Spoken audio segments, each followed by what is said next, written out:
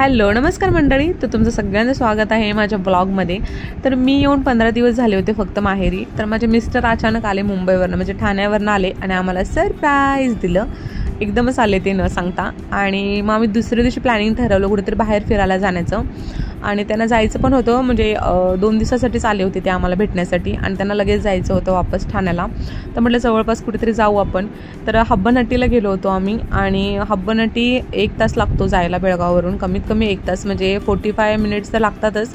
तर असं बाईकनं वगैरे किंवा थांबत गेलो तर 1 तास लागतो। आणि हे आहे जांबोटी गाव आणि हे आहेत आपले महाराज छत्रपती शिवाजी महाराज।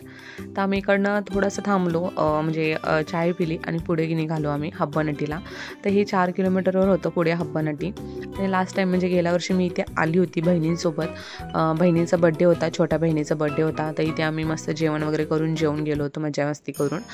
तर हे आहे हब्बनहट्टीचं कमान, मेन एंट्रन्स। तर इथे स्कूल वगैरे आहे, मंदिराच्या बाहेरचा परिसर असा आहे।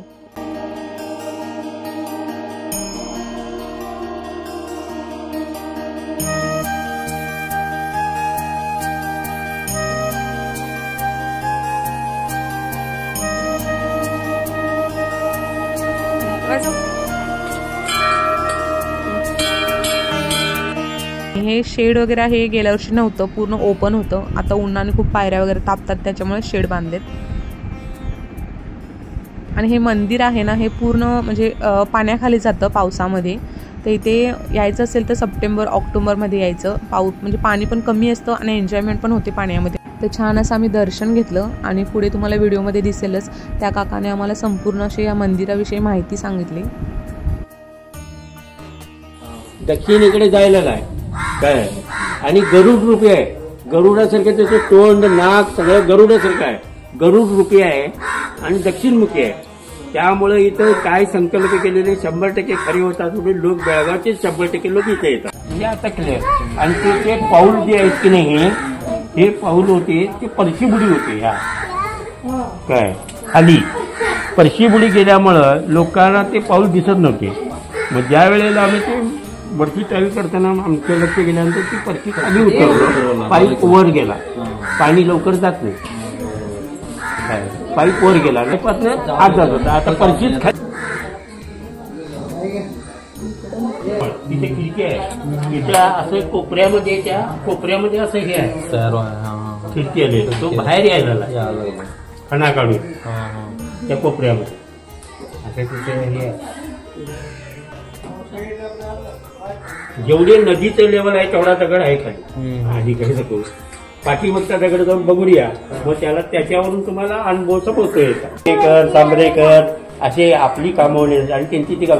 आता बेळगावच्या एकट्याने 3.5 किलोचं चांदीचं, जसं मारुतीची मूर्ती आहे तसं चांदीचं कवच दिला पुरं काय। आता घंटा ठेवत येतं तर तेवढं 3.5 किलो म्हणजे 3.5 लाख रुपयाची वस्तू मी इथं कसं ठेवी, डायरेक्ट बँकेत उत्सवला तेवढं आणतोय। आता ते प्रभाव देणगीतनं करून घेतलं मी, ते पण नाही ते नव्हतं, म्हणजे संक्रांतीला ते बसवलंय देणगीतनं, त्याला 72,000 रुपये खर्च आला। जय श्रीराम ते डिझाईन हे ते जरासा हाईट पाहिजे होती आणि जरा शोभा आली असती, उंची पाहिजे होती। आम्हाला त्यावेळेला सुचलं नाही। ही दानपेटीने त्याच वेळेला आणलेले आहे। हे पंचायत ऑफिस मधून पत्रे घालून घेतलोय, ते आम्ही देणगीतून घातलोय पत्रे। आणि मधले मोठे शेड आहे ते जडकीवळीने केले, जडकीवळीने आपण।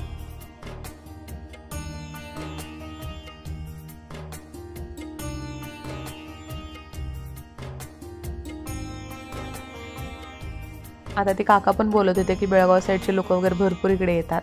आणि खास करून म्हणजे कसं नदी भरलेली असते तेव्हा खूप भारी वाटते इथे। आत्ता जास्त लोक नाही आहेत कारण नदीमधलं पाणी वगैरे आटले, त्यामुळे नदी जेव्हा भरते तेव्हा पाण्यामध्ये वगैरे मजा मस्ती करण्यासाठी खूप पब्लिक येते इथे। म्हणजे आजूबाजूचे खेडेगावातले वगैरे बेळगाव साईडचे वगैरे खूप लोक येतात इथे।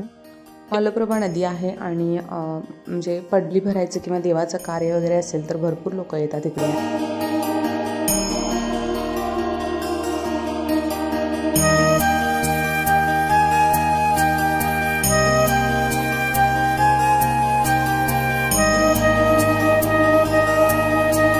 इथे पावसाळ्यात पूर्ण ही नदी भरलेली असते आणि आम्ही ज्या पुलावरनं वरती चाललो गार्डनकडे हे पूल पण पाण्याखाली येतं पूर्ण, म्हणजे जायला चान्स नसतो वरती, एवढं पाण्याखाली हे सगळं जातं. आणि इकडे सप्टेंबर ऑक्टोबरकडे यायचं, खूप मजा येते, म्हणजे पाणी थोडंसं कमी असतं. एन्जॉयमेंटसाठी त्या सीझनमध्येच आलं तर खूप छान वाटतं.